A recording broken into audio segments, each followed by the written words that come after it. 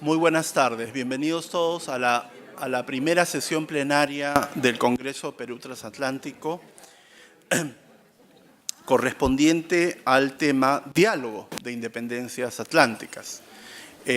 Pues no hay nada más atlántico que efectivamente las independencias o la era de las independencias en este lado del océano.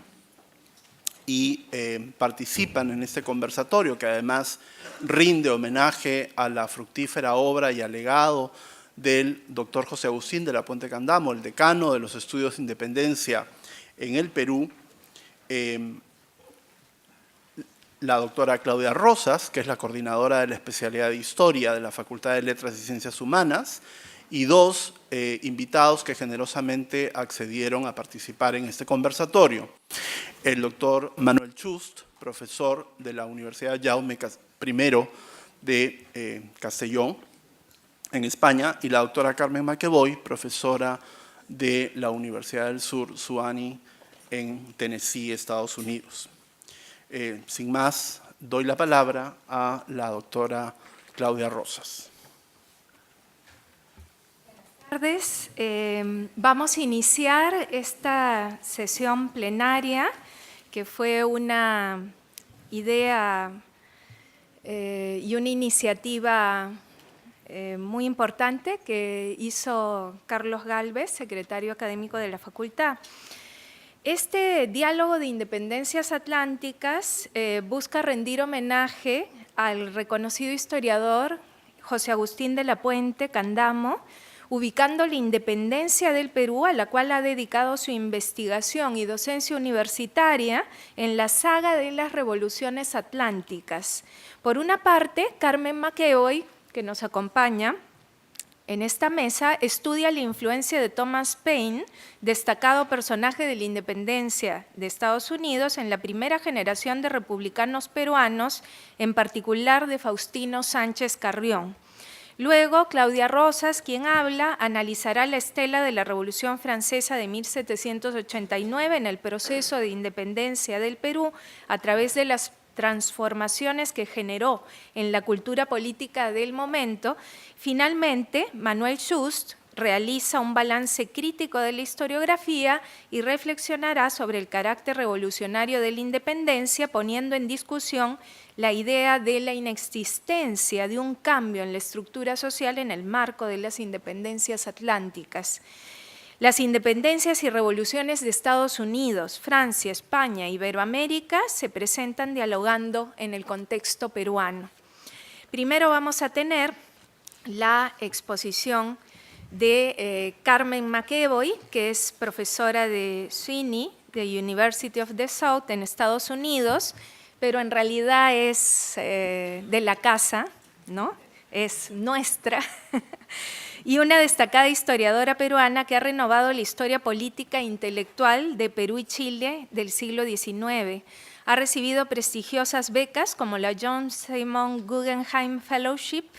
Entre sus libros tenemos, en una producción muy fructífera que va a ser difícil de sintetizar, un proyecto nacional en el siglo XIX, Manuel Pardo y su visión del Perú, en el año 94, La utopía republicana, ideales y realidades en la formación de la cultura política peruana, 1871-1919, Forjando la nación, ensayos de historia republicana, 1999, Homopolíticos, Manuel Pardo y los dilemas de la política peruana, 1871-1878, del 2007, Guerreros civilizadores, política, sociedad y cultura durante la Guerra del Pacífico, 1879 a 1884, publicado en el 2011, y En pos de la República, ensayos de historia política e intelectual del 2013.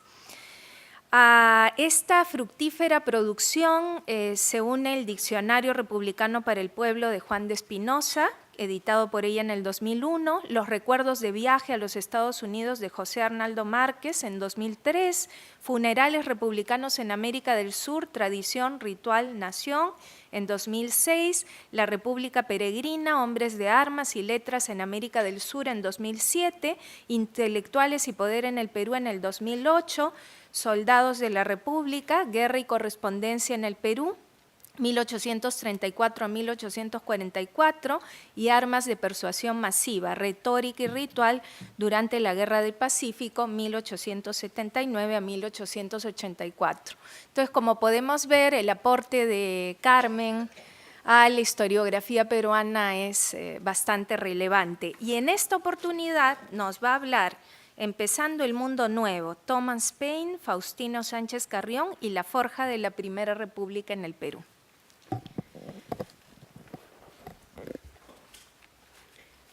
Muchas gracias. Primero que nada, mi agradecimiento por la invitación a participar en este coloquio tan importante en esta era de globalización e incertidumbre, por decirlo menos, y sobre todo ser parte de esta mesa que rinde un homenaje al doctor José Agustín de la Puente.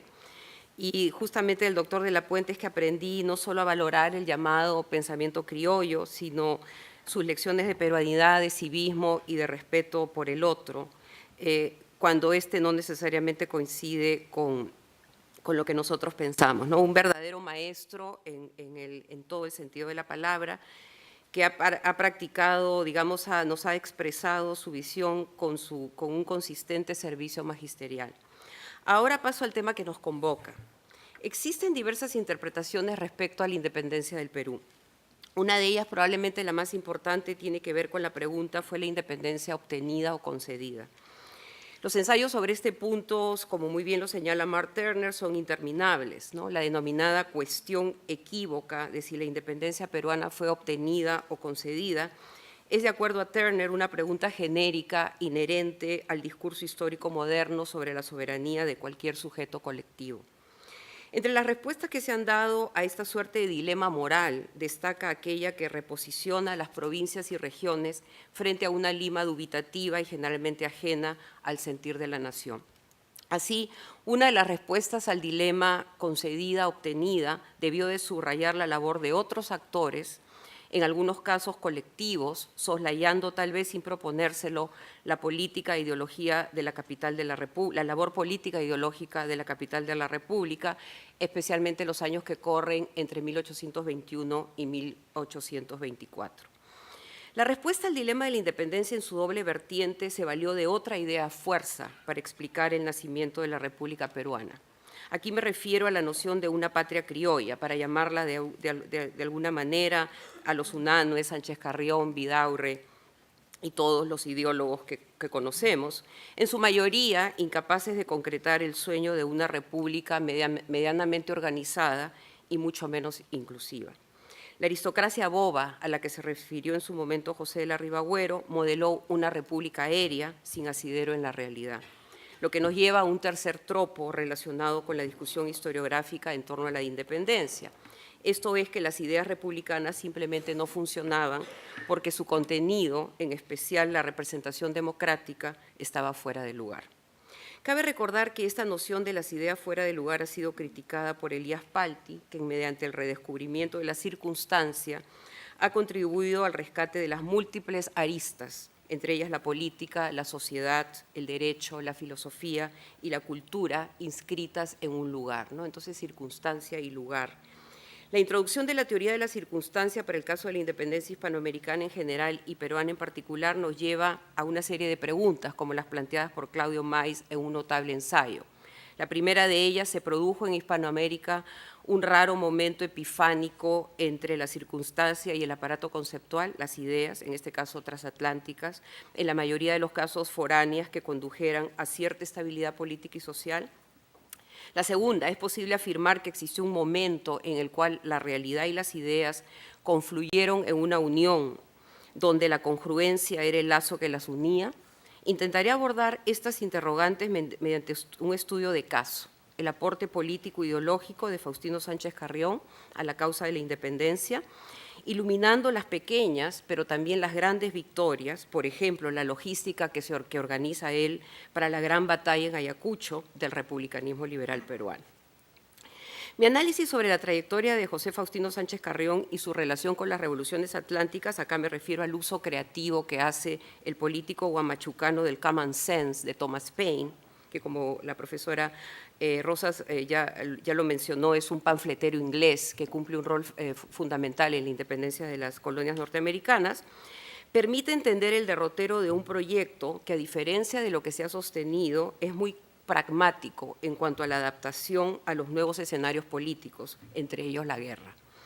Y es que para la primera generación de republicanos la solución del desafío post-independencia debía surgir de la propia experiencia, ¿no? Y hay muchos trabajos en los que Sánchez Carrión menciona la experiencia y la historia como las bases fundamentales para las decisiones políticas. Dentro de ese contexto, la construcción de una república en una geografía tan complicada como la peruana dependía de la buena marcha de la administración municipal, la que fue considerada desde sus inicios como la piedra angular del sistema republicano. En este modelo federalista y municipalista, la República debía integrar a todos los pueblos que conformaban al Perú, en especial a la población indígena, a la cual el primer Congreso Constituyente dirigirá una proclama en quechua. Ahora voy a pasar utilizando el modelo de Palti al tema de las circunstancias. La primera circunstancia que yo voy a analizar es la defensa del sistema republicano por parte de José Faustino Sánchez Carrión en 1822, utilizando el common sense de Thomas Paine. Vayamos entonces a las circunstancias a las que se refiere Palti y veamos el uso de las ideas y las consecuencias concretas en tres coyunturas claves para la naciente República Peruana. La primera es la discusión en la sociedad patriótica en torno al gobierno que más le convenía al Perú. Esta era una discusión fundamental. Irónicamente, el defensor de la tesis monarquista fue en su juventud un republicano radical, aquí me estoy refiriendo al tucumano Bernardo Monteagudo. Su contraparte en la discusión, que ocurre en 1822, luego de declarar la independencia, es el guamachucano Faustino Sánchez Carrión, quien defiende la tesis republicana, criticando la cultura servil y cortesana, que la vuelta al sistema monárquico, obviamente constitucional, reforzaría en una sociedad de naturaleza cortesana como la peruana. Su frase lapidaria, seríamos excelentes vasallos y nunca ciudadanos, le da el puntillazo final a una propuesta que no parecía tener mucho sentido y menos popularidad en tiempos revolucionarios. Antes de proseguir con el uso creativo de las ideas de Paine, una suerte de agitador transatlántico, ¿no? Él empieza su carrera en Gran Bretaña, luego pasa a los Estados Unidos y luego su pensamiento va a ser difundido por todos los países que están en proceso de independencia en Latinoamérica. Sería bueno anotar que para usar el concepto que articula este coloquio, las ideas de Paine van a viajar, ¿no? Incluso van a llegar a Latinoamérica o a Hispanoamérica después de que Paine es descartado en los Estados Unidos por sus tendencias radicales. Ahora, lo interesante y por qué es relevante, digamos, mencionar a Paine en el caso peruano, porque la primera traducción del Camancés la hace un peruano, Anselmo Natiu, y la copia de una de las traducciones al español está en el Carter Brown Library. La traducción la hace en 1811 y en 1821 se publica en el Perú, en la imprenta de Guillermo del Río, justo a tiempo para avivar la discusión entre monárquicos y republicanos. Considerado por los redactores de La Abeja Republicana, donde colabora Sánchez Carrión, como la pieza fundamental de la teoría política republicana, el common sense sirve de sustento para la defensa del sistema republicano en el Perú frente al poder, o sea, el poder de San Martín y de su primer ministro, que están defendiendo justamente la tesis contraria. El arraigo en el Perú de una cultura cortesana abonaba el argumento a favor de un gobierno republicano capaz de frustrar los ardides del despotismo y los siniestros principios de una política rastrera. El régimen monárquico, en donde lo que primaba era el arte de pretender y la indolencia frente a la verdad y la salud de la comunidad, era una amenaza constante contra las virtudes cívicas sobre las que debía sentarse la República, porque debilitada su fuerza y avesados al sistema colonial, los peruanos serían, de acuerdo a Sánchez Carrión, muy buenos vasallos y nunca ciudadanos, ¿no? La Abeja Republicana muestra que la batalla decisiva por la causa de la República ocurre en la esfera de la opinión pública.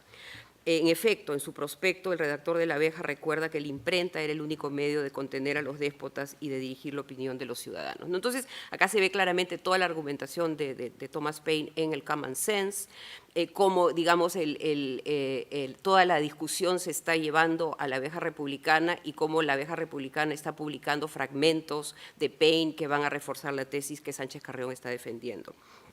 Ahora, sin embargo, Paine no aparece de improviso en el escenario cultural limeño.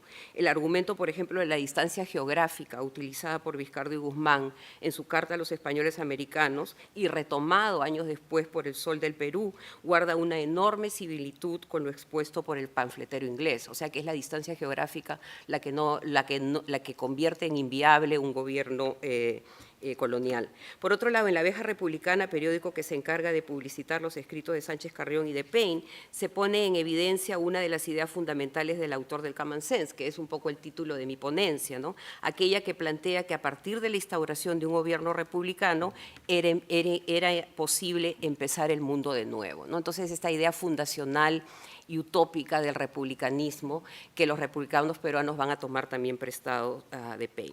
Para finalizar rápidamente esta circunstancia, Sánchez Carrión, al igual que Paine, es uno de los creadores del lenguaje secular de la revolución política y cultural limeña que la independencia trae a su superficie.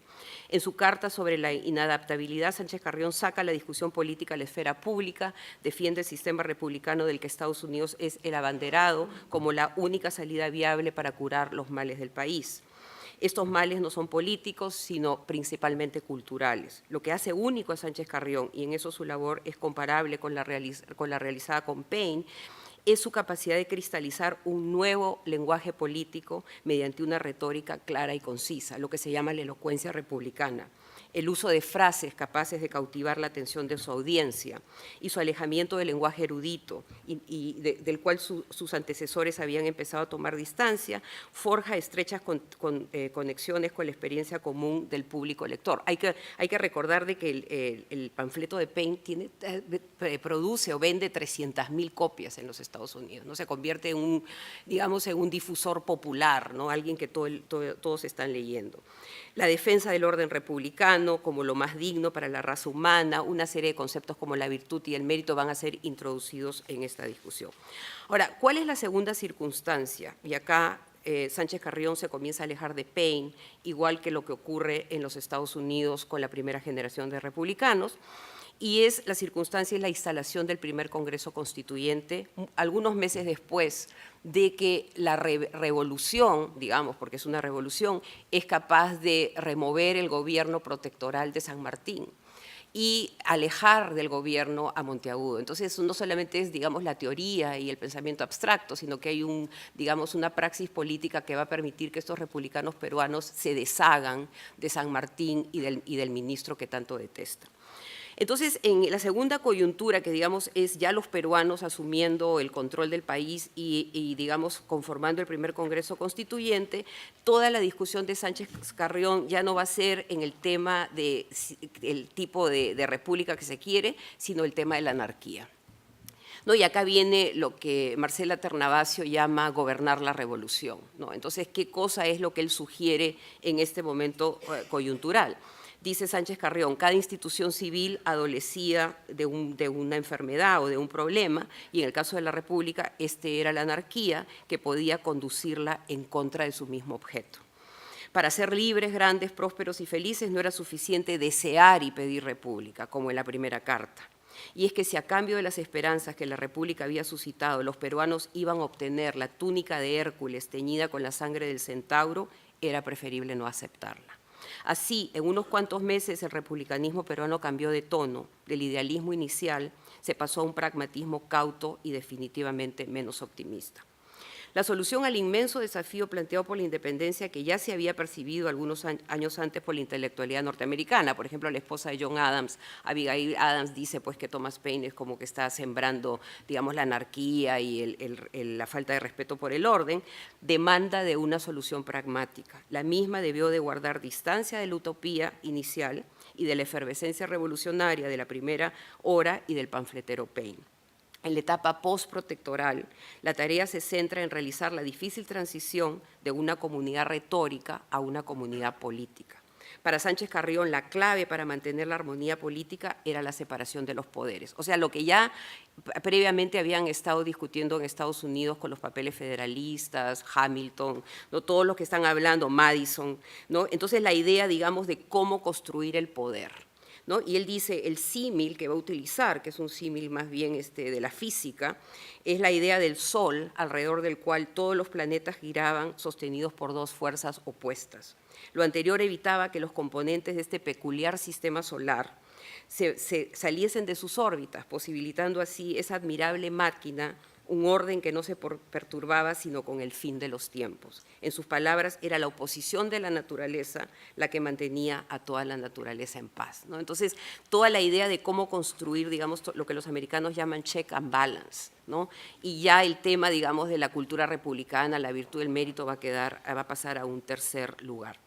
Y la tercera circunstancia, y con esta termino mi presentación, es la guerra, ¿no? Entonces, es un aspecto del republicanismo que no ha sido analizado en toda su magnitud y en detalle, y es lo que llaman los republicanos la república en armas. Esta fue dotada por los liberales de una ideología y de una logística relacionada con la noción de la interdependencia provinciana. La idea de una república militarizada en manos de un dictador, en este caso Bolívar, proviene de una tradición clásica, también digamos transatlántica, y en la cual van a beber también los republicanos peruanos, especialmente Vidaurre, que es el que va a sustentar, digamos, el tema de la dictadura. Una república, y acá esto lo dice Vidaurre, una república que en sus momentos más difíciles no recurre a un dictador, estaba condenada a perecer en medio de los terribles terremotos políticos originados en el proceso de su misma creación. Dentro de esta línea argumentativa, el dictador era un ciudadano a quien se le habilitaba para que procediera sin fórmulas, dilaciones y aparatos a conseguir el bien público. La dictadura va a ser sancionada mediante el decreto del 10 de septiembre de 1823. Esto está ocurriendo en pocos meses, y el cual establece que solo un poder extraordinario en su actividad y facultades era capaz de poner término a la guerra y salvar a la República de los graves males en que se hallaba envuelta. Junto con el modelo de la república militarizada de estirpe romana, los liberales liderados por Sánchez Carrión introducen en la Constitución de 1823, en sus artículos 4 y 5, el derecho del pueblo a la insurrección contra los gobiernos despóticos. Así, y sobre la base de estos dos conceptos, se crea la plataforma legal para el convulso siglo XIX. Un punto que se debe subrayar es que acá se está validando la violencia y el hecho que la República demanda la sangre de sus hijos, ¿no? Entonces, en el momento de la guerra se mueve la discusión, digamos, a un tema fundamental, que es la patria en peligro, ¿no? Y todos los ciudadanos armados, básicamente, ¿no? Sánchez Carrión y los republicanos liberales cumplen un importante labor en la instauración de la dictadura, que no solamente legitima la corporización del poder en una sola persona, sino que lo dota de una infraestructura económica y política. Los constantes viajes a caballo de Sánchez Carrión y otros miembros del Congreso por Trujillo, Huamachuco, Caraz, Huaraz, Huanco, Cerro de Pasco, Huancayo, Jauja, Huamanga, Huancavelica, con la finalidad de ir incorporando a los pueblos a la causa patriota, además de comprometerlos con aportes económicos concretos para la campaña final en Ayacucho, es la causa de su temprana muerte, ¿no? Muere a los 34 años. En su avance imparable por los pueblos y caseríos de la Sierra Peruana, la República guerrera e itinerante fue estableciendo su poder político, social e incluso cultural a golpe de decretos, pero también de la participación de la sociedad civil en asuntos de su incumbencia. De lo anterior da cuenta la instalación de la Corte de Justicia de Trujillo, la creación de la universidad en esa ciudad, la fundación de varias escuelas y el decreto declarando a los indios propietarios de las tierras que poseían. Todo ello en la campaña militar.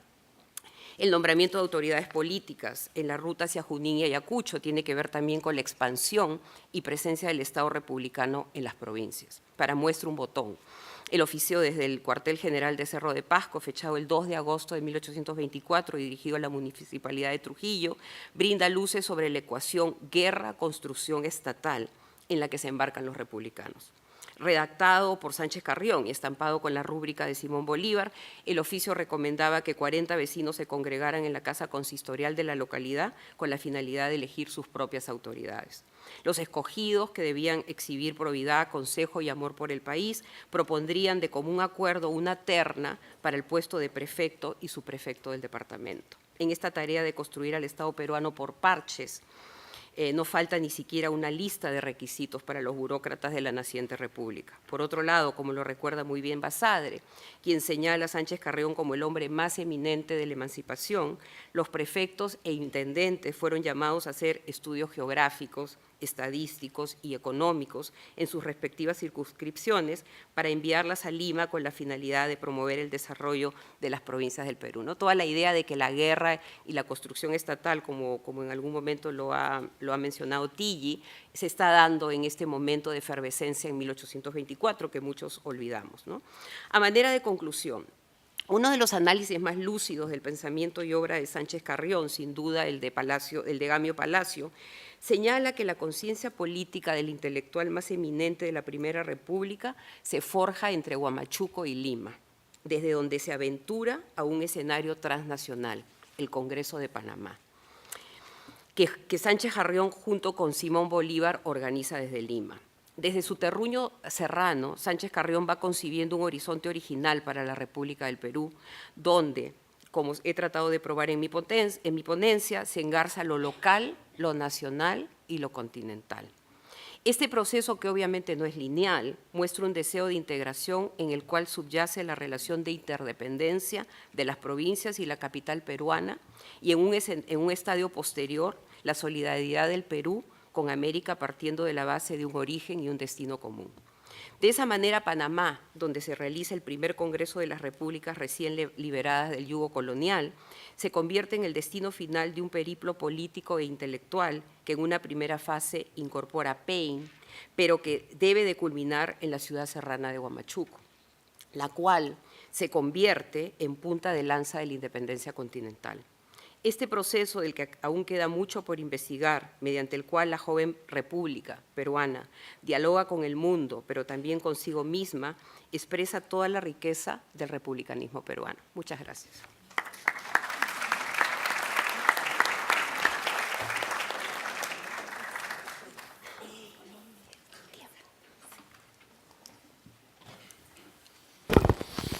A continuación, tendremos la participación de la doctora Claudia Rosas Lauro. La doctora Rosas, como ya mencioné, es la coordinadora de la especialidad de Historia de la Facultad de Letras y Ciencias Humanas, profesora de nuestro Departamento de Humanidades y además profesora visitante del Máster Doctorado de Historia Latinoamericana de la Universidad Pablo de Olavide en España. La doctora Rosas obtuvo su licenciatura y su maestría en Historia en esta misma casa de estudios y su doctorado en Historia en la Universidad de Florencia, Italia. Entre sus publicaciones más importantes tenemos Del trono a la guillotina, el impacto de la Revolución Francesa en el Perú, 1789-1808, publicado en el 2006, en coautoría con José Ragas, Marianne Dan Leandre, L'impact de la Révolution Française au Pérou, 1789-1968, publicado en el 2008. Ha editado también los volúmenes El miedo en el Perú, siglos XVI al XX, en el 2005, El odio y el perdón en el Perú, siglos XVI al XXI, en el 2011. En proceso de publicación tiene su más reciente libro, que se titula Educando al bello sexo, la imagen de la mujer en el periodismo peruano del siglo de las luces, y asimismo está en proceso de coeditar otro volumen titulado La ilustración en Iberoamérica, Pablo de Olavide y su tiempo. Muchas gracias. Ya tenemos con nosotros la compañía del doctor José Agustín de la Puente Candamo, a quien rendimos homenaje a través de esta mesa donde estamos reflexionando, como decíamos al inicio con Carlos, acerca de la independencia desde una perspectiva transatlántica, ¿no? Entonces ya Carmen nos ha llevado por el recorrido de Thomas Paine y Faustino Sánchez Carrión entre los distintos continentes, y a mí me habían pedido hablar de la otra gran revolución, que es la Revolución Francesa, y a la que he dedicado buena parte de la investigación. Quería empezar mostrando una imagen que ha interpretado y analizado muy bien Ramón Mujica. Es una Marián profana, una virgen profana que desciende. Los caballos la están llevando sobre las nubes del colonialismo. Es el triunfo de la independencia coronada por los ángeles que llevan símbolos masónicos, y si ven ustedes la figura principal, esta Marián o Virgen profana que desciende, está con la pica, el gorro frigio y una serie de elementos alusivos a la revolución. Este cuadro se pintó, como ha anotado Ramón Mujica, antes de 1825, antes de la independencia de Bolivia, porque aparecen, y ahí debajo cito lo que dice, el genio de la independencia americana coronado por manos de la prudencia y de la esperanza y llevando en las suyas el símbolo de la libertad, empieza su carrera triunfante. 6 caballos tiran de su carro en representación de las repúblicas de México, Guatemala, Colombia, Buenos Aires, Perú y Chile. La templanza y la justicia las dirigen.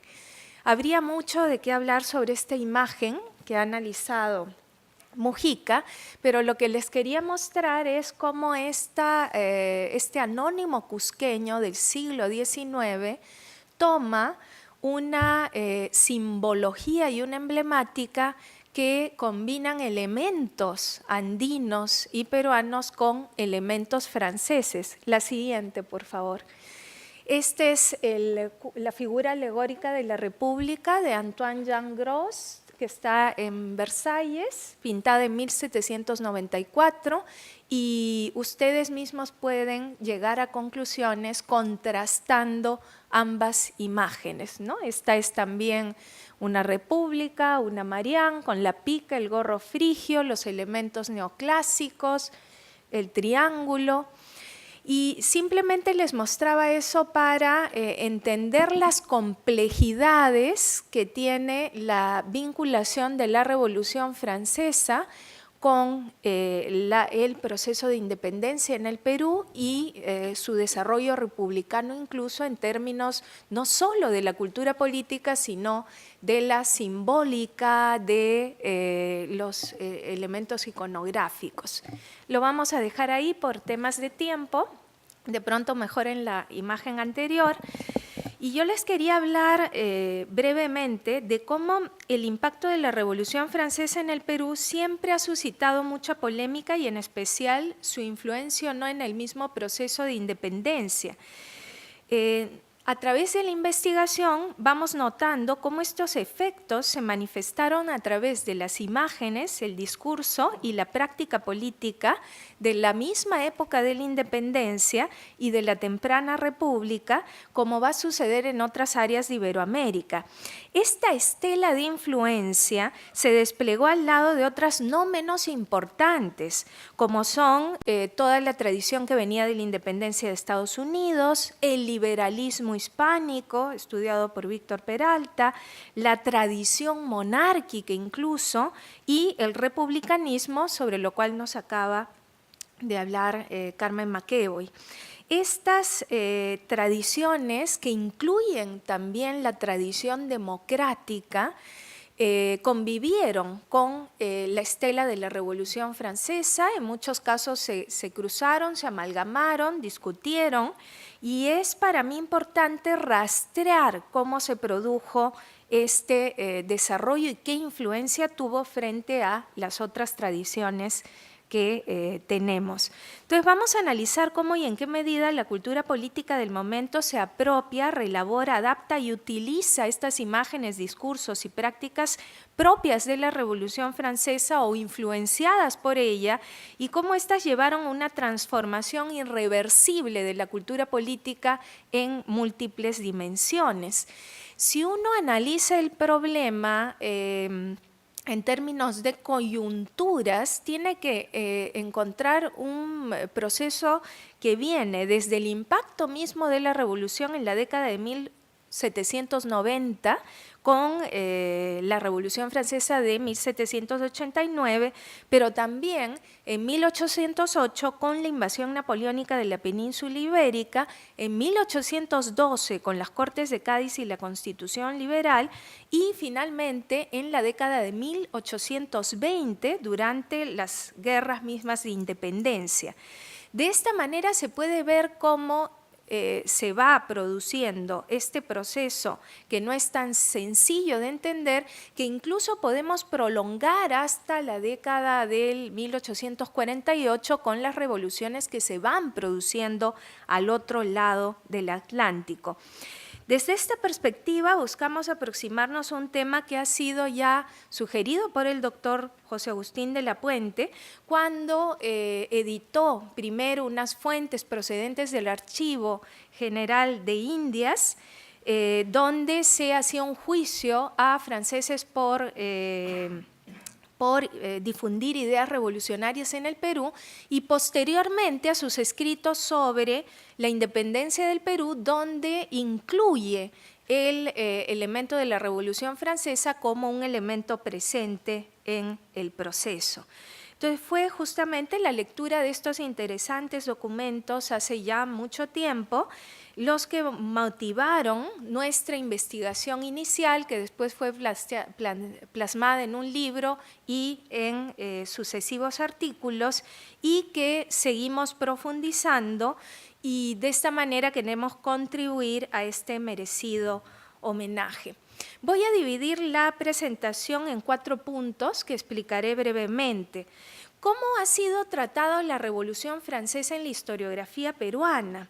En realidad, si bien esto era asumido a inicios del siglo XIX, hasta bien entrado el siglo XIX por el medio historiográfico peruano, en su convicción de que el proceso de independencia era un proceso deseado por la mayoría de los peruanos y era la feliz culminación de la Ilustración, el mestizaje y la Revolución Francesa, así como la norteamericana, se establecía este esquema providencial donde prácticamente el impacto de la revolución era un paso más hacia esta ansiada libertad. Sin embargo, durante el XIX ya hubo 2 tendencias que vieron tanto positiva como negativamente la revolución.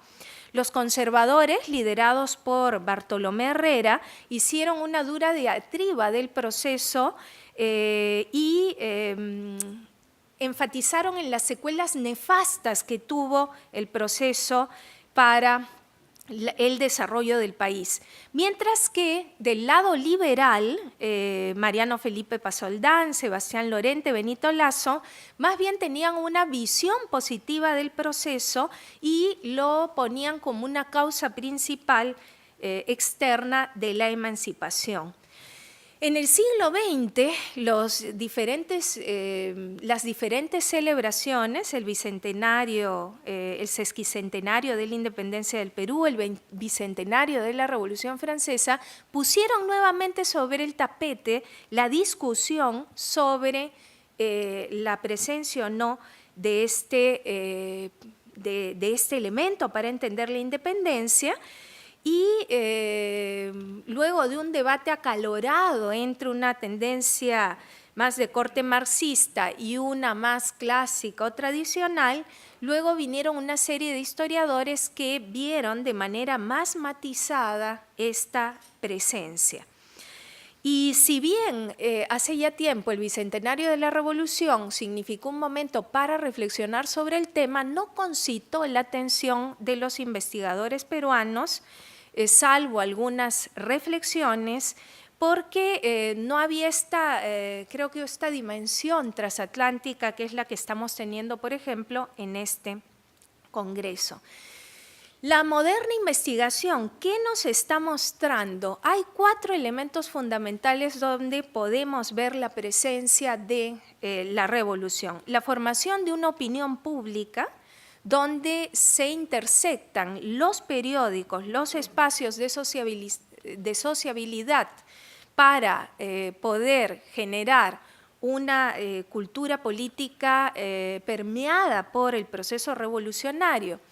Por otra parte, tenemos un segundo elemento que quería mencionar, es la construcción de una imagen ambigua de lo que es la Revolución Francesa y un discurso que finalmente va a articular un miedo a la revolución y una política contrarrevolucionaria por los actores del antiguo régimen primero y luego los actores republicanos. Y finalmente un cuarto elemento que articula esto va a ser el referido a la emblemática, la iconografía, el lenguaje visual de la cultura política, que es un nuevo lenguaje visual que hemos analizado en otro artículo, a través de la simbólica e incluso el ritual cívico que ha estudiado, por ejemplo, Pablo Ortenberg. Ahí ya yo no he entrado.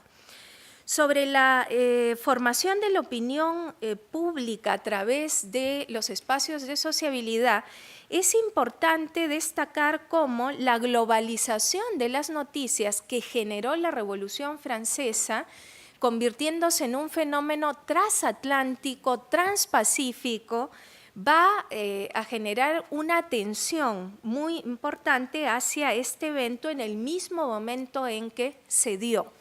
Y de ahí se van a establecer una serie de nexos y contactos entre un lado y el otro del Atlántico. Este interés y estas informaciones van a ir increciendo desde la década de 1790 hasta 1824, como hemos ido rastreando. Y ahí es interesante ver cómo el periodismo va tomando un rol fundamental en esta difusión. El número de periódicos de los 4 que existían a fines del siglo XVIII a el boom periodístico de los momentos de la independencia va a generar circuitos comunicativos donde la gente está leyendo, consumiendo estas informaciones y estas noticias y va a comentarlos en los diferentes espacios. Si bien a nivel regional la prensa demoró hasta prácticamente 1821, cuando las tropas realistas fueron de Lima hacia el Cusco y se llevaron la imprenta, ahí empezaron a editar periódicos. El periodismo no fue el único canal a través del cual se difundieron estas noticias, sino también a través de los pasquines, a través de los folletos, que, como hemos ido rastreando, invadieron no solo el ámbito capitalino limeño, sino también el ámbito regional. Evidentemente, gran parte de la información periodística en este arco temporal hemos ido rastreando que no es solo local, sino que pertenece al ámbito europeo y que se va mezclando con las noticias que encontramos aquí. Entonces, desde la independencia, la propaganda y contrapropaganda marcaron con fuerza este periodismo, que en algunos momentos se volvió un periodismo partidista y estuvo muy presente en los debates públicos y políticos. Más aún porque la lectura, a partir de fines del XVIII y en este arco temporal, empieza a convertirse en una lectura más política y menos de carácter religioso.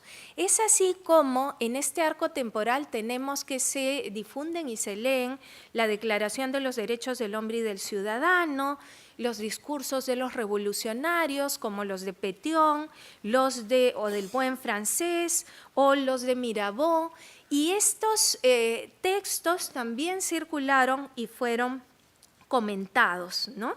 Los libros, inicialmente de más difícil impresión, no dejaron de estar presentes hasta tener unas 35 publicaciones en la época de la independencia. La más antigua fue un compendio histórico de la Revolución Francesa publicado a inicios del siglo XIX, pero de ahí hubo durante la etapa napoleónica una proliferación de textos que generaron una discusión en los espacios.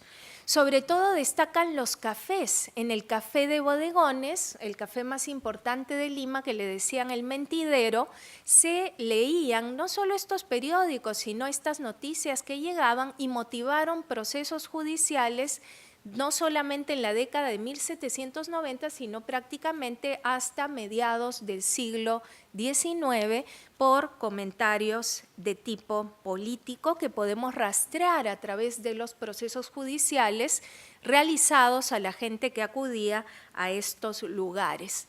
Tampoco están ausentes las asociaciones que fueron creciendo en este periodo y durante la independencia incluso tenemos las sociedades que eran patrióticas y que fomentaban la discusión de estos temas. Claro que nuestra visión está dada más del lado patriota que realista, habría que explorar también ese otro lado, pero yo me he enfocado siempre a este ámbito más revolucionario. A pesar del control de la información que hubo en estas coyunturas y que será muy fuerte en el antiguo régimen y que luego irá, digamos, ablandándose, sí me parece importante señalar que las barreras fueron permeadas, eran muy porosas. Entonces, la difusión de las ideas, las imágenes, los símbolos, realmente lograron permear la cultura política del momento y no podemos decir, a partir de todas las evidencias con que contamos, que esto era ajeno a lo que sucedía. Sobre esta base se construyó no solamente una imagen ambigua de la revolución, sino también, que fue cambiando en cada momento, sino también se construye todo un discurso que podemos rastrearlo a lo largo del siglo XIX. Como verán, es un trabajo que estamos haciendo por etapas y que es bastante largo. Pero sí es importante que ya desde 1790 la Revolución Francesa generó en el Perú un doble significado. Por un lado, proyectó la imagen de ser un movimiento liberador que permitía al pueblo retomar una soberanía usurpada y deshacerse de la opresión de un régimen venido a menos como el monárquico, para garantizar la igualdad y una adecuada redistribución de bienes. En el otro extremo, se hallaba una lectura menos triunfalista que estigmatizaba las revoluciones como hechos violentos que socavaban las bases políticas y religiosas de la sociedad, además de provocar un sinfín de consecuencias negativas. Ambas imágenes convivieron en desigual medida en el periodo que analizamos y eso se debía al éxito o fracaso que tenían las autoridades, no para restringir, sino más bien para orientar esta información. En la década del 20, podemos ver que en el contexto de las guerras de independencia estos tópicos y argumentos los encontramos en íntima e intensa articulación con el discurso emancipador que estamos rastreando a través de los diferentes personajes que participan de la independencia. La fraseología política estuvo muy recorrida por los conceptos y principios de la Revolución Francesa, tanto es así que el concepto mismo de revolución fue objeto de un uso permanente, así como de arduos debates, ¿no?, que incluso estaban presentes en los primeros congresos del Perú. Las mismas ideas de terror y jacobinismo formaban parte del lenguaje político del periodo que estamos tratando de ubicar a través del discurso de personajes, incluido José Faustino Carrión, Sánchez Carrión y otros más. Esta imagen se plasmó también en un nuevo lenguaje visual, con esto ya voy cerrando, donde estuvieron presentes no solo este vocabulario, ¿no?, que ya era conocido y difundido a fines del 18, como democracia, terror, jacobinismo, regicidio, etcétera, sino también a través de un lenguaje simbólico donde va a aparecer, por ejemplo, la figura femenina representada por Marianne, que es muy emblemática en las representaciones, no solo en el Perú. Y debido a esta necesidad por reemplazar, por ejemplo, la figura del monarca y los elementos del antiguo régimen, se van adaptando estos elementos revolucionarios al nuevo lenguaje de la cultura política, un lenguaje visual que teníamos en imágenes como esta que estábamos mostrando. Y estas imágenes no solo aparecían en cuadros, sino en billetes, en monedas, en esculturas confeccionadas en piedra de Huamanga y en las publicaciones del periodo de la independencia. Y esta figura, por ejemplo, tuvo mucho más éxito que otras figuras, como el Árbol de la Libertad, que también fueron conocidas en ese momento, y permitió esta imagen legitimar el régimen republicano durante el siglo XIX. Y a estas imágenes habría que agregar, pero en eso ya yo no he incursionado en mi investigación, el ritual cívico reflejado en las fiestas, los banquetes y las ceremonias cívicas, donde también están presentes elementos revolucionarios, como ha podido rastrear Pablo Ortenberg. Para concluir, y creo que ya concluyo brevemente porque me pasé unos minutos, son 15, 20, sí, 3 minutos. ¿Sí? ¿Más? No. Bueno, y para concluir, que he hecho un recorrido general de este panorama que ya tengo estructurado,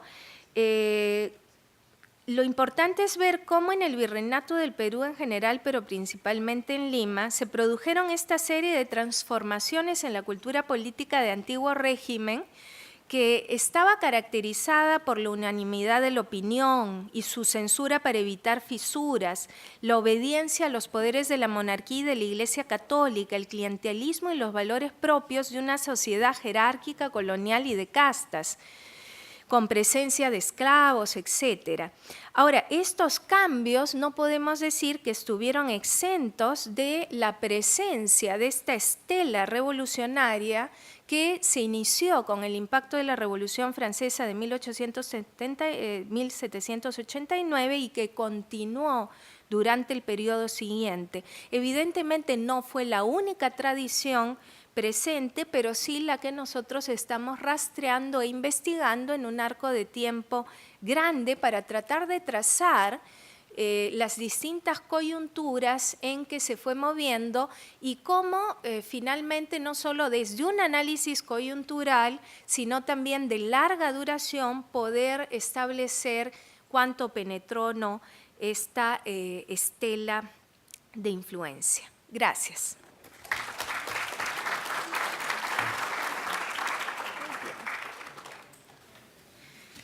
Disculpen que pasé 3 minutos. Vamos a presentar a Manuel Chust. Manuel Chust es catedrático de Historia Contemporánea de América Latina en la Universidad Jaume I de Castellón, España, y director del máster Historia de las Revoluciones de Independencia en el Mundo Iberoamericano.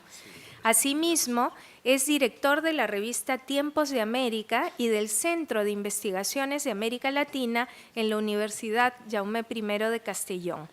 Ha sido presidente de la Asociación de Historiadores de América Latina, AILA, y desde 2004 es editor general.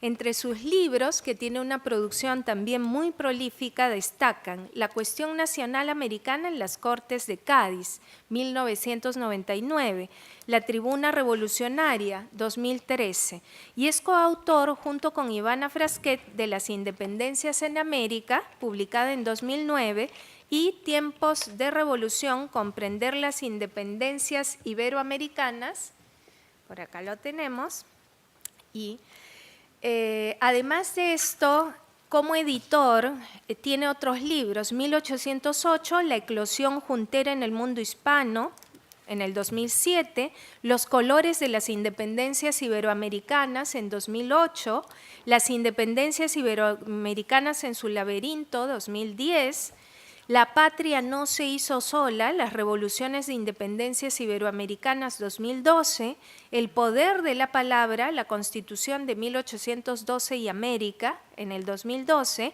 y junto a Michel Bovell y José Antonio Serrano, Escarapelas y Coronas, las revoluciones continentales en América y Europa, de 2012.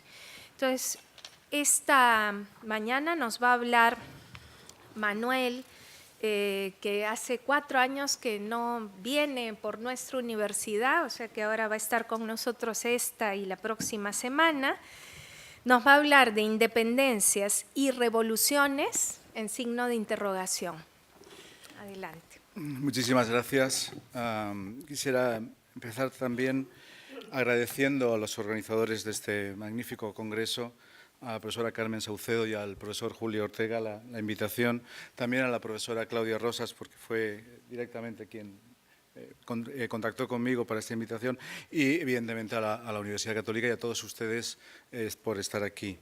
Evidentemente tenemos un problema, el problema es como evidentemente son el tiempo. Yo tengo 4 ideas, a 20 minutos, a 5 minutos cada idea.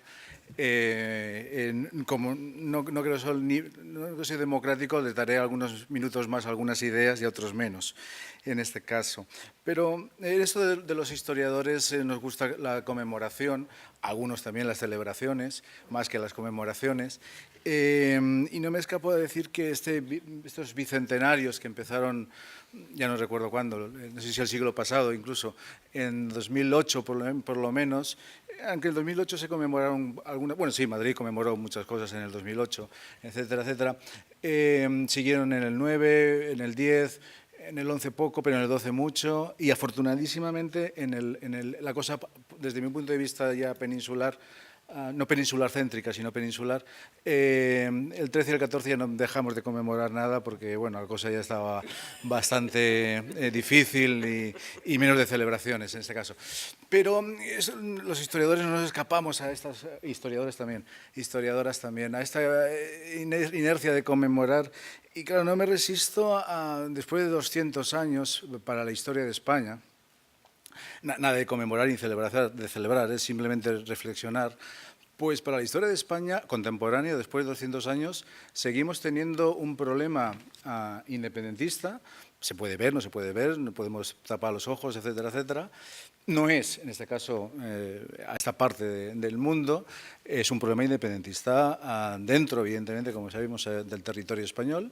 Y, en segundo lugar, también tenemos, después de 200 años, una abdicación. Esto me pilló en Argentina, en una cosa impresionante. Me enteré 7 horas después, por lo menos, de que se intentaran todos los españoles. Y teníamos 200 años después una abdicación, al igual que en 2008 también se tuvo una abdicación. Pero no solamente eso, no nos conformamos con eso, igual que en 2008 y 2009 tenemos 2 reyes, eso es una cosa impresionante también, como bien saben ustedes, no se han abdicado, pero siguen manteniendo el título de reyes. Y en ese sentido, pues bueno, pues a uno le dedica, sigue teniendo en cuenta pues reflexionar sobre 200 años las independencias en América, evidentemente en este feedback, lo que pasó en España y en Europa respecto a lo que pasó en América y lo que pasó en América respecto, evidentemente, a lo que pasó en España. La segunda vertiente que quería decir es que eso es una obviedad, de momento solo estoy diciendo obviedades.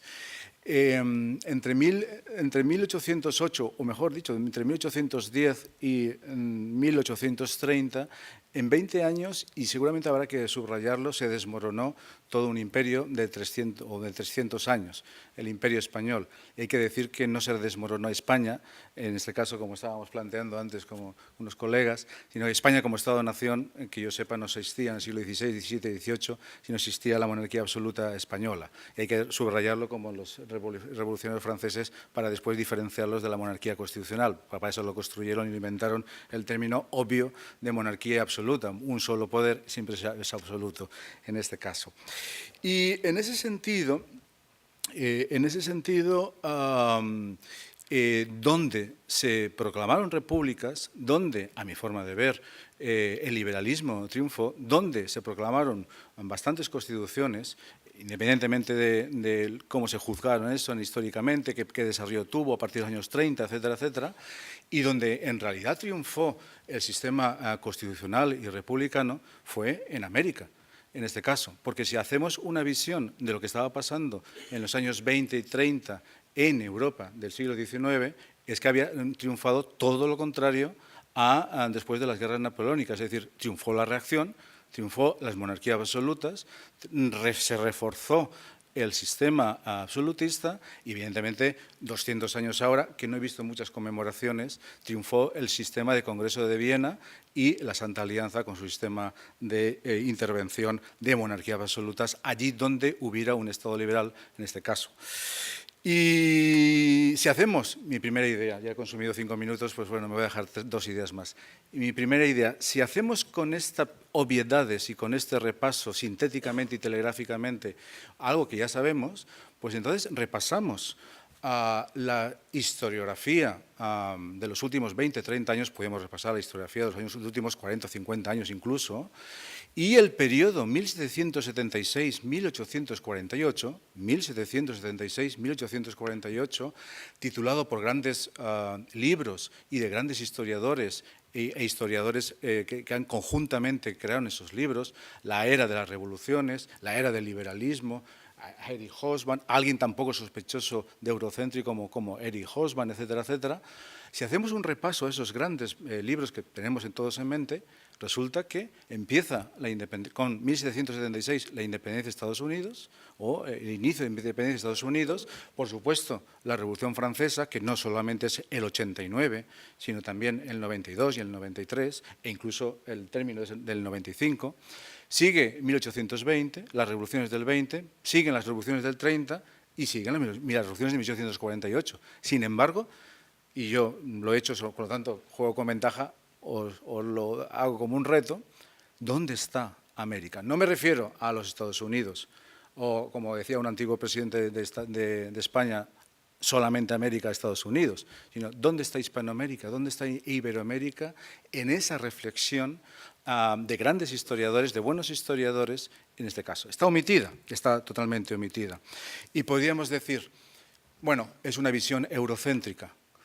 Es posible, pero me parece que es una respuesta un tanto simplista, porque ¿qué puede entrañar más esa cuestión? Yo creo que la cosa es más compleja. Y en ello en ello estamos. Sin embargo, podemos decir, ¿es una cuestión eurocéntrica? No, porque está Estados Unidos, a no ser que Estados Unidos, evidentemente, juegue también el papel ideológico, político, etcétera, etcétera. No me refiero político, sino historiográfico, de colocarlo dentro del eurocentrismo. ¿Es una cuestión occidentalcentrismo? Bueno, pero si eso es así, hay una parte de Hispanoamérica, Iberoamérica, que evidentemente nos guste, estamos de acuerdo o no, también es occidental en ese sentido. Evidentemente es atlántica y evidentemente es pacífica. Si hacemos un repaso a los temas que estamos impartiendo en nuestras universidades, yo lo imparto en la Universidad de España, que estamos impartiendo en la Universidad Católica, me he intentado enterar, en México, en Bolivia, etcétera, etcétera, sobre la historia, sobre la asignatura Historia Contemporánea Universal, resulta que si comparamos los temarios, son los mismos en esta parte del Atlántico y en la otra parte del Atlántico. Empezamos por la Revolución Industrial en Inglaterra, seguimos con la Revolución Francesa, seguimos con la etapa napoleónica, llegamos a las revoluciones del 20, 30, 48, proseguimos con las unificaciones en Italia y Alemania, llegamos al imperialismo y podíamos llegar. Y entonces la siguiente pregunta es, ¿y dónde está América? En este caso, ¿dónde está en esa explicación de historia contemporánea universal de currículos universitarios en ambos atlánticos, americanos y europeos, o españoles, en este caso, ¿dónde quedó, a mi forma de ver, el gran tema, que seguramente el gran sismo del mundo occidental, del mundo atlántico, del mundo pacífico, que aconteció entre 1808 y 1830? Porque el eje central, ideológico, cultural, económico, y me canso, político, etcétera, etcétera, no era en esos momentos, y a pesar de que podemos decir, bueno, pues una visión muy hispanocentrista, bueno, hispanoamericanocentrista, pero el eje cultural general no era Asia en esos momentos, sino el eje era evidentemente en todas las vertientes de comunicación de ese Atlántico y ese Pacífico, etcétera, etcétera. Y en esa visión volvió a ganar, podemos decir, pues volvió a ganar o ha ganado las historiografías francesa y la historiografía anglosajona, es decir, el peso notable de la historiografía francesa en función, y que mejor, un especialista aquí, en función de la Revolución Francesa, que no la sabemos mucho mejor, seguramente, que del país vecino, de Chile, o de Argentina, o de México, etcétera, etcétera, o incluso mi propia historia. O ganó la historiografía anglosajona, la Revolución Industrial en Inglaterra, no sabemos cuántas chimeneas había en Manchester, mejor que cuántas chimeneas había, en este caso, en Lima, para después, en el siglo XIX. Es posible que también fuera por esa cuestión, pero ¿qué hay más? Yo creo que ganó, evidentemente, y sigue ganando una visión, no de la historia nacional y de la historia nacionalista, sino una visión general de lo que se alumbró en esos momentos y que además, a mi forma de ver, también ocultó.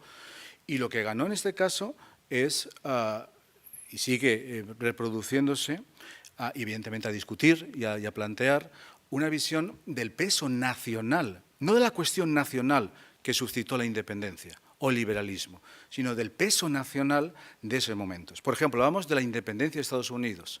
Ya sabemos que hay un debate, o hubo un debate en los años 70 y 80 sobre si era revolución de independencia o revolución de Estados Unidos, y también se quedó aquí con la denominada historiografía radical en Estados Unidos. Ganó la revolución que la nacionalizamos, francesa. Pero ¿cuál fue el apellido social de esa revolución? ¿Fue una revolución liberal? ¿Fue una revolución burguesa? ¿Fue una revolución, no sé, socialista, Babeuf, etcétera? Pero lo que finalmente quedó fue el apellido nacional. Se nacionalizó a la propia revolución. Ganó la independencia, el concepto de independencia en Hispanoamérica. Ganó la independencia en Grecia, 1829. Ganó la independencia de Bélgica. Y claro, ya después del 48, ya ni siquiera ya se tituló independencias, sino unificaciones. La unificación de Italia y la unificación de Alemania, como si Italia y Alemania no se hubieran también independizado de otros imperios europeos o de otras potencias europeas en esos momentos. ¿Qué quiero decir con ello? Pues me parece que el problema, o el problema que me sigue preocupando a mí en este caso, es que a mi forma de ver, y en este caso en el tema sobre las independencias americanas, en ese feedback y en ese momento de las revoluciones, hubo una revolución. Claro, y aquí encontramos, segunda idea, un problema, o a lo mejor no encontramos un problema. El concepto de revolución cambió, porque si sabemos de los estudios que hasta la Revolución Francesa, y antes, un tanto antes también, hasta la Revolución de Estados Unidos, el concepto de revolución no estaba ligado a una cuestión ideológica política, estaba ligado a los conceptos de cambio de la astronomía. Pero en esas revoluciones que rápidamente se tildaron de modernas, ya hubo un sistema y una percepción de cambio, más o menos violento, no violento, en ese caso se aparejó, especialmente después del jacobinismo, a esa cuestión. Pero volvió a cambiar, a mi forma de ver, porque no fue lo mismo el concepto de revolución en Estados Unidos y en la Revolución Francesa, más la fase jacobina, que cuando pasó la Revolución del 48, 1848, la Comuna de París, 1871, y evidentemente volvió a añadirse otros considerandos después de 1917. El concepto ya tenía unos apellidos, ya tenía una significación y se alejaba solamente de las academias o de la historiografía en su vertiente de estudios, sino que era una cuestión ideológica política muy clara y de una forma de concebir al mundo, y no solamente de concebir a la propia sociedad y evidentemente, como sabemos, después de 1917, al propio Estado, entre un sistema liberal democrático y un sistema socialista. Y la pregunta que sí me sigo haciendo después de 20 años o de 25 años sobre las independencias era, ¿hubo revolución? ¿Cuándo se produjo esa revolución? ¿Quién formó parte de esa revolución de independencias? Y seguramente, y en tercer lugar, como tercera idea, y en esto estoy en los últimos, ahora sí, meses, pero bueno, rastreando esa cuestión.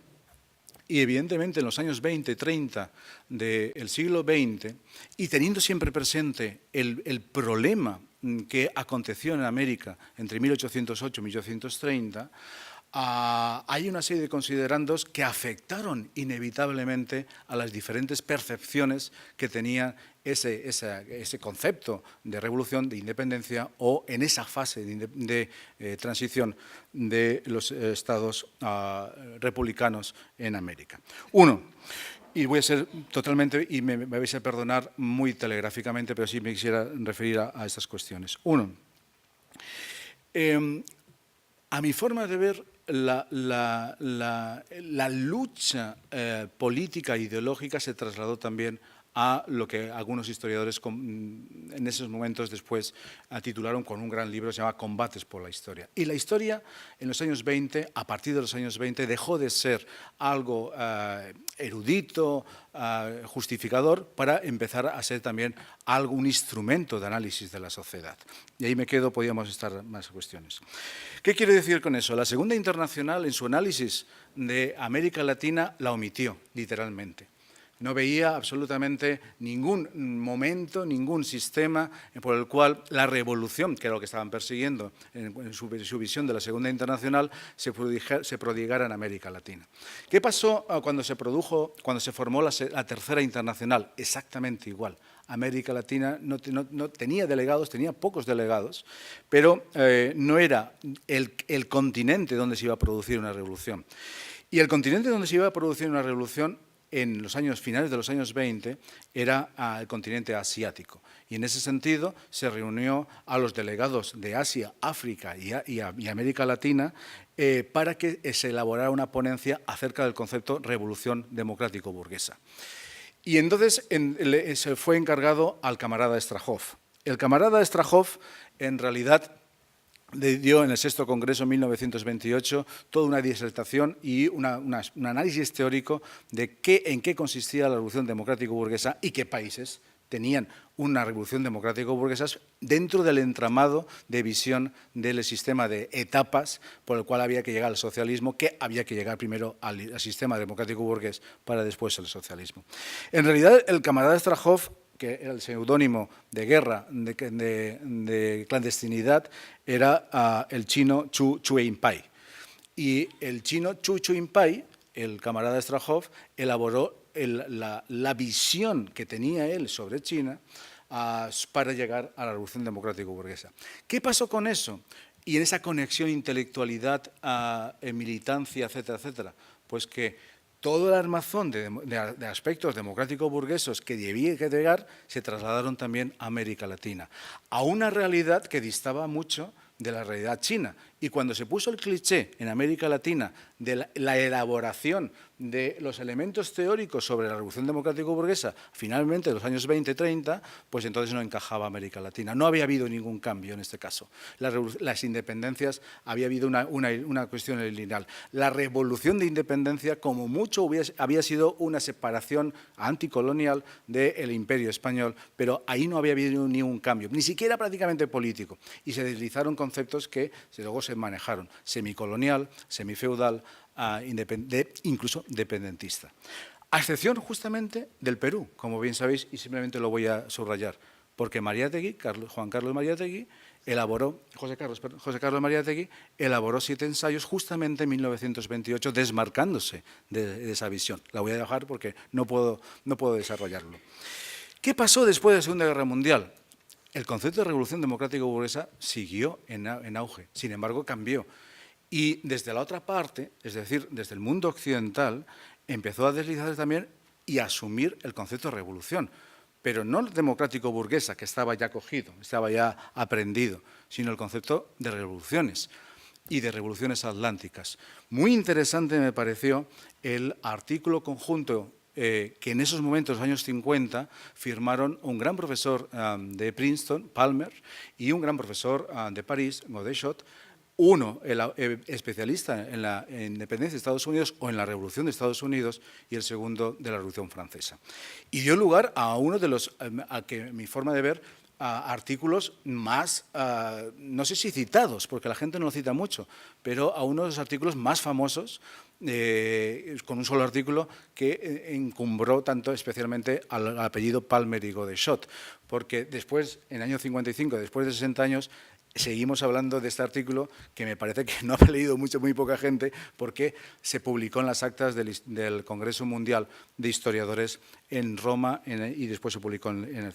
¿Qué planteaban Palmer y Godechot? Bueno, pues plantearon que desde la perspectiva brodeliana del Mediterráneo también podía haber una civilización atlántica en esos momentos. ¿Pero qué pasó? Mientras que la propuesta historiográfica me parecía muy válida, el contexto internacional era otro. Era un contexto internacional muy determinado. Guerra Fría, y además directa. Año 53, Guerra de Corea. Año 49, creación del Tratado de Atlántico Norte, y el concepto atlántico y Atlántico Norte y atlantista tenía una significación política e ideológica muy claramente. Voy a omitir los debates que produjo en ese congreso y además algunos epítetos que produjo en ese congreso. Pero toda una tradición de revoluciones atlánticas o de atlantismo en ese sentido se deslizó. Y fue retomado, entre otros, por Grimm, en ese caso. Pero bueno, me voy a quedar aquí. Claro, ese año 53 también se publicó en alemán, se republicó en alemán algo que era los Grundrisse, es decir, los apuntes que Marx se habían dedicado a la economía de la crítica de la economía política, y que nunca publicó, pues seguramente porque Marx pensaba que no eran publicables, pero en el año 53 se publicó, y en el año 66 se publicó en español.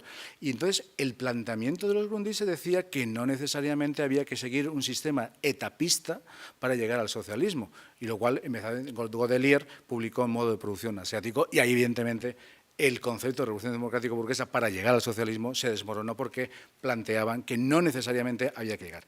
¿Hasta dónde quiero llegar? Podríamos llegar a más casos, teoría de dependencia, etcétera, Wallenstein, etcétera, etcétera. Pues, muchas gracias. Y cuarto lugar, lo que me parece es que este planteamiento más que interesante y considerable y entrecruzado de los años 50-60 en adelante, puso a los historiadores sobre las independencias desde una perspectiva de planteamientos generales y no necesariamente regionales. Y por lo evidentemente se hablaba de unas revoluciones atlánticas en un sentido mayor, y se habló, en este caso, evidentemente, de otros considerandos. Pero también triunfó, en este caso, me parece, la lectura que hemos alguna vez explicado a nuestros alumnos, especialmente de los primeros cursos o los alumnos de bachillerato, más simple de las causas de las independencias. Y entonces, ¿quién no ha explicado, al principio de todo, que las independencias en América Latina se produjeron por tres causas? La Ilustración, la influencia de los Estados Unidos y la influencia de la Revolución Francesa. Pero las tres eran causas totalmente ideológicas. Sin embargo, y otro tipo de causas siempre se quedaban para explicar qué había pasado en 1808 o qué había pasado en 1810. A mi forma de ver, y termino, me parece que se ha omitido el valor, la gran fuerza dinámica, cambiante, que en 20 años, 1810-1830, engendró este continente, y evidentemente con su feedback con respecto a España y a Europa, y de tal envergadura que muchas de las causas que finalmente explicarían las independencias en los años 20 no estuvieron ni en 1808 ni en 1810. Entre ellas, una que ha aludido tanto a la profesora Claudia Rosas como a la profesora McEvoy, la guerra. Muchísimas gracias. Muchísimas gracias por las interesantes ponencias de Carmen McEvoy y Manuel Schust. Y vamos a pasar al homenaje al doctor de la Puente. En la mesa vamos a tener al señor Patricio Alvarado, egresado de la especialidad de Historia de nuestra universidad, y al mismo doctor de la Puente. Y a la doctora Susana Reis, decana de la Facultad de Letras y Ciencias Humanas. Gracias. Le agradezco sinceramente que nos acompañe en este día tan importante para nosotros. Con su presencia nos permite tener uno de los momentos celebratorios y regocijantes de un simposio como este. todos los presentes tenemos realmente la felicidad de homenajear a uno de nuestros más queridos profesores de la Universidad Católica y uno de los profesores e investigadores de más larga y prestigiosa trayectoria en nuestra casa de estudios y fuera de nuestra casa de estudios. De tal manera que le agradezco su presencia, lo invito a tomar asiento e invito a continuación a un destacado discípulo suyo, Patricio Alvarado, para que diga unas palabras que no van a reflejar todo lo que usted representa para todos nosotros, pero hará un esfuerzo porque se acerque un poquito.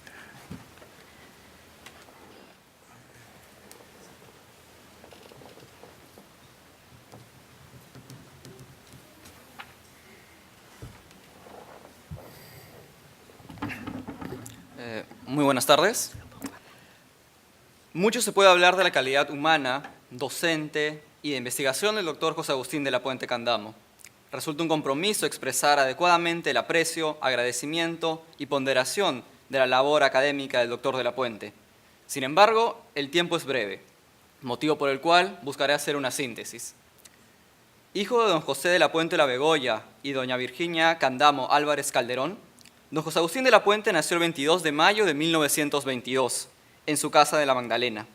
Su pasión por la historia se inició en la vida familiar, ya que su abuelo, José de la Puente, fue historiador y su padre conservaba sus papeles y libros.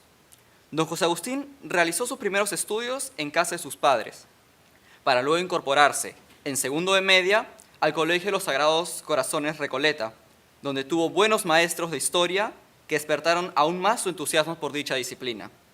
Una vez concluida su formación escolar, ingresó a la Facultad de Letras y Derecho de la Universidad Católica del Perú en 1939. Es aquí donde confirmó su devoción por la historia. En esta universidad obtuvo el grado de bachiller en Humanidades con la tesis Planes Monárquicos de San Martín en 1941 y llegó a ser, en 1945, miembro fundador de la Sociedad Peruana de Historia. Su interés por la disciplina histórica lo llevó a continuar sus estudios en España. A su retorno, entre 1946 y 1947, se incorporó a la docencia universitaria en la Cátedra de Historia del Perú II, al lado de su maestro, el reverendo padre Rubén Vargas Ugarte, sacerdote jesuita, su asesor de tesis y a quien siempre ha agradecido sus clases de Historia de la Independencia y su seminario de Historia. Esto daría inicio a su actividad docente en nuestra casa de estudios. Asimismo, en dicho año obtuvo el grado de doctor en Historia por la Universidad Católica con la tesis San Martín y el Perú, planteamiento doctrinario. Tras la fundación del Instituto Río Agüero, don José Agustín llegó a ser, en palabras del padre Nieto, el brazo derecho de Víctor Andrés Belaúnde en la marcha del instituto como secretario general por más de 20 años. De Víctor Andrés Belaúnde recuerda el doctor de la Puente su inteligencia, poder de convencimiento, fuerza intelectual, calidad de hombre bueno y capacidad de conciliación. Entre 1957 y 1963 fue decano de la Facultad de Letras de la Universidad Católica, donde realizó un importante cambio en el plan de estudios. En 1960 fue nombrado miembro de número de la Academia Nacional de Historia. Con las celebraciones del sesquicentenario de la Independencia, se tuvo la acertada idea de publicar una amplia colección documental para el estudio de este periodo. Como director del Instituto Río Agüero, el doctor de la Puente formó parte de la Comisión Nacional de Sesquicentenario, encargada, entre otras funciones, de la publicación de la colección documental de la Independencia hasta 1976. Entre 1991 y 1998, don José Agustín es nuevamente director del Instituto Río Agüero y, al concluir este periodo, es nombrado director emérito. En 1992 y 1996 es jefe del Departamento de Humanidades de esta universidad y entre 1995 y el año 2002 es presidente de la Academia Nacional de Historia. A lo largo de sus 67 años como docente de nuestra universidad, don José Agustín se ha caracterizado no solo por su calidad académica, sino también por poseer las cualidades necesarias para ser conductor de vocaciones mediante el consejo oportuno y la orientación en la libertad, la cual consiste en inducir a la reflexión a sus alumnos sobre las diversas opciones que le presenta la vida intelectual y académica. De este modo, siempre ha buscado que los alumnos razonen sus decisiones. La lista de alumnos especializados en diversas carreras es interminable, como también lo es la lista de sus discípulos, quienes hemos seguido la historia como carrera. Cabe mencionar en este caso al reverendo padre Armando Nieto, a la doctora Margarita Guerra, a los doctores José Antonio del Busto y Franklin Peace, entre otros. Muchos de nosotros hemos llevado alguna clase, ya sea en estudios generales o en la facultad con el doctor de la Puente, lo cual ha resultado una experiencia inolvidable en nuestra formación académica.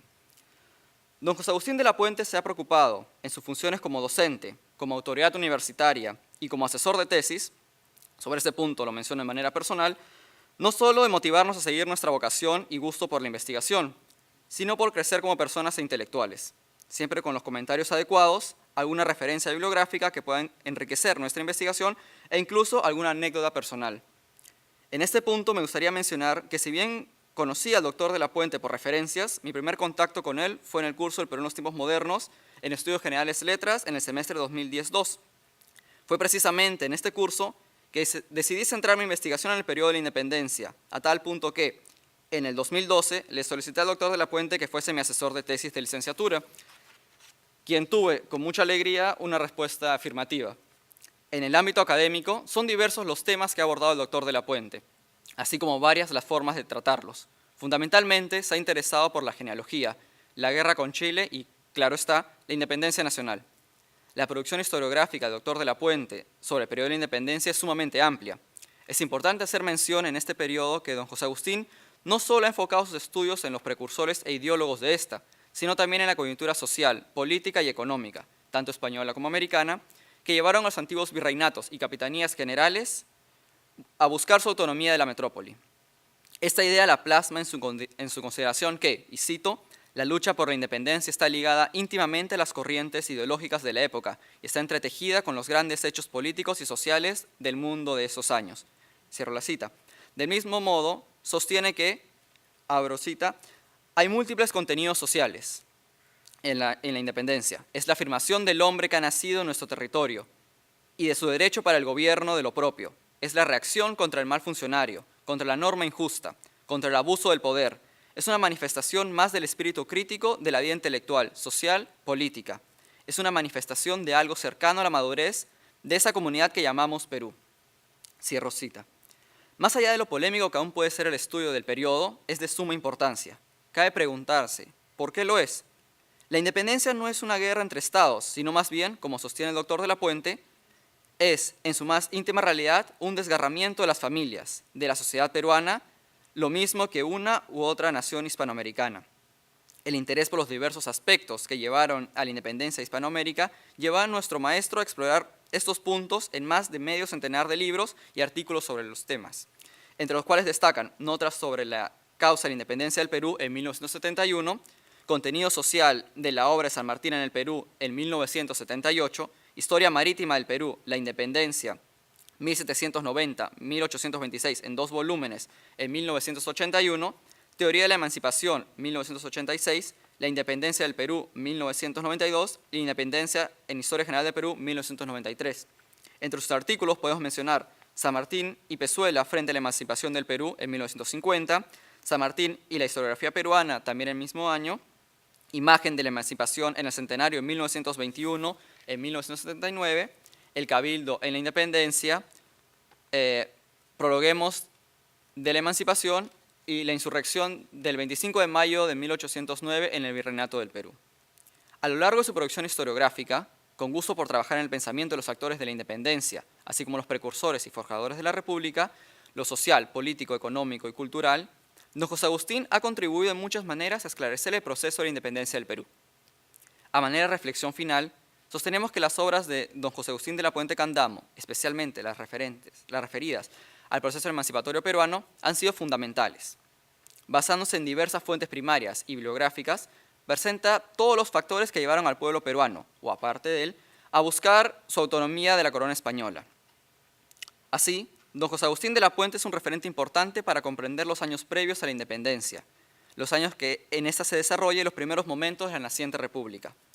Las obras de nuestro autor, a pesar de que muchas de ellas tienen más de 50 años, siguen siendo consultadas por aquellos interesados en comprender mejor los últimos años del siglo XVIII y la independencia nacional, llegando a ser, sin duda, uno de los más importantes historiadores sobre la independencia. A continuación, el doctor de la Puente nos brindará una reflexión sobre los cambios en la forma de abordar y enseñar la independencia durante las celebraciones del centenario y ahora en el contexto del bicentenario. Dentro de esta reflexión, también abordará su experiencia como miembro de la Comisión Nacional de Sesquicentenario de la Independencia. Muchas gracias.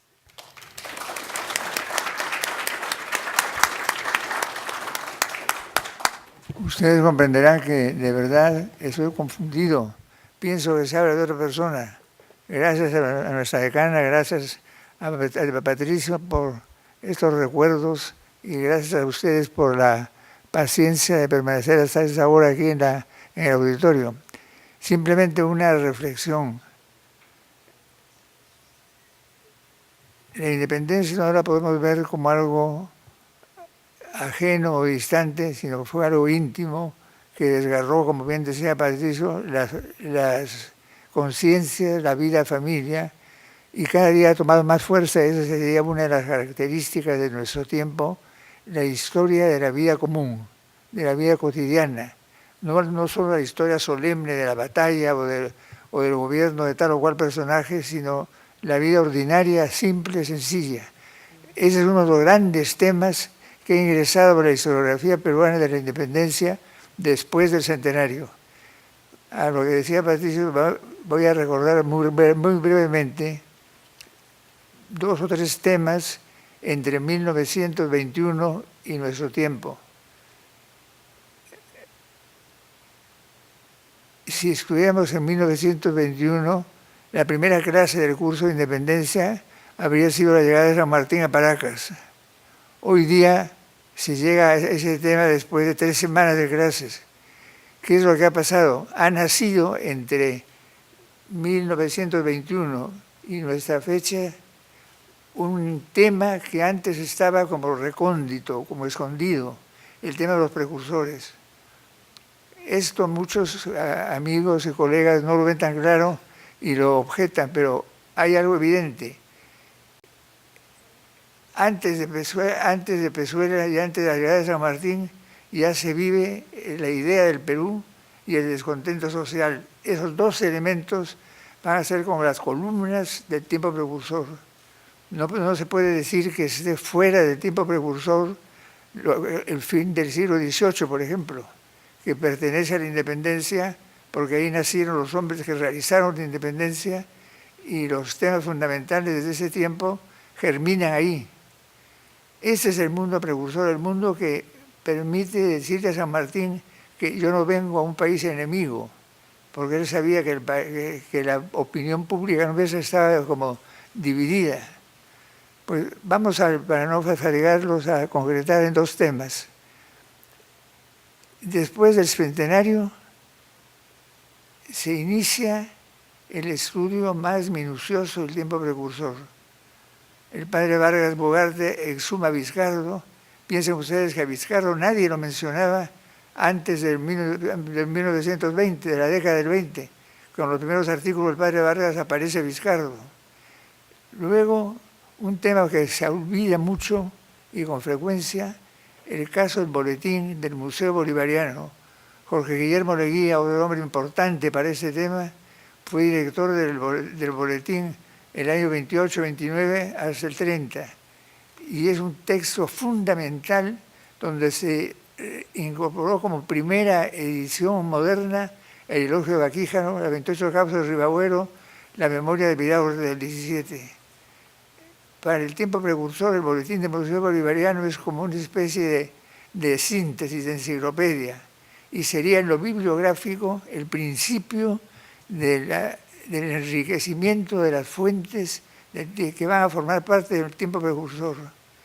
Luego, se lo ha mencionado Patricio, la Comisión Nacional del Sesquicentenario publicó más de 84 volúmenes como en el esfuerzo más amplio y profundo de edición de fuentes de la historiografía peruana. Quisiera, no pensaba decirlo, pero me parece oportuno, eso se le debió a un conjunto de personas, pero hubo uno que fue el impulsor permanente, que fue Juan Mendoza Rodríguez. El general Mendoza fue el presidente de la comisión y si hoy tenemos 84 volúmenes, se los debemos a él fundamentalmente. Él no preparó ninguno, no era historiador, pero puso los medios para publicar todo lo que hoy se convierte en la primera fuente de la vida peruana, no solo de la independencia misma. Ese sería el otro momento fundamental. Boletín del Museo Bolivariano y la colección documental del Centenario. ¿En qué ha cambiado lo que se escribía cuando el centenario y lo que se escribe hoy? El tema de la vida común. Ese sería el gran aporte. Antes se trabajaba solo lo militar y lo político, y en algún caso lo ideológico, pero sobre todo lo militar y lo político. Ya en nuestro tiempo se ha llegado al tema de la vida cotidiana y al tema de la interpretación de la independencia. Lo que estudiamos en las primeras clases del curso, ¿qué fue la independencia? Fue una guerra civil, como lo ha recordado Patricio, una guerra civil que significa una conmoción íntima de la sociedad peruana en todos sus aspectos. Ese sería el gran aporte de los últimos 90 años a la historiografía peruana, el ver la independencia como una totalidad que conmovió las raíces mismas de la sociedad nuestra. Es interesante un ejemplo, y con eso concluyo, el caso de UNANUE. UNANUE a fin del 18 cree en el Perú. Él podría haber escrito la frase famosa del Mercurio peruano: publicamos este papel periódico para hacer más conocido este país que habitamos, sobre el cual se dicen tantos errores en el extranjero. El Perú era el país que habitamos. Esa sería la definición que ellos mismos dan del ambiente. Pues ese hombre en 1790 firma esos temas y hasta 1820 está con el virrey y va a ser secretario de la Diputación en Miraflores en la entrevista con los diputados de San Martín, y antes de un año va a ser ministro de San Martín. ¿Cómo se explica ese proceso? Se explica por el fenómeno. Él era peruano, se sentía peruano, se sabía peruano, pero no veía clara la independencia. Cuando ya la ve clara se une a la independencia, pero ¿por qué se une a ella? Porque se sentía y se sabía y se reconocía peruano. Esa sería la fuente del separatismo más profundo, el caso de UNANUE. Lo que muchas veces repetimos en clase: en la independencia no nace el Perú, en la independencia nace el Estado peruano, que es distinto. El Perú como sociedad, como nación, como comunidad humana, se forma antes de la independencia y es la causa de la independencia. La independencia es el principio del Estado, no el principio de la nación. Y no quiero fatigarlos, la hora no es para mayores desarrollos teóricos. Les agradezco la presencia y les agradezco nuevamente las palabras de introducción. Muchas gracias.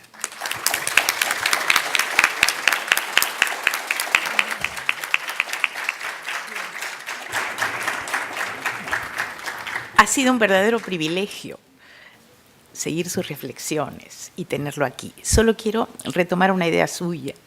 Usted habló del desgarramiento de las familias, ¿no es cierto? Esta imagen muy potente en relación con la independencia. Y yo solo quiero decir que este acto es más bien lo opuesto, que la imagen más potente de este acto es la de una familia unida, unificada, la familia de la Pontificia Universidad Católica del Perú y de todos los huéspedes que hoy nos acompañan. Muchas gracias. Muchas gracias.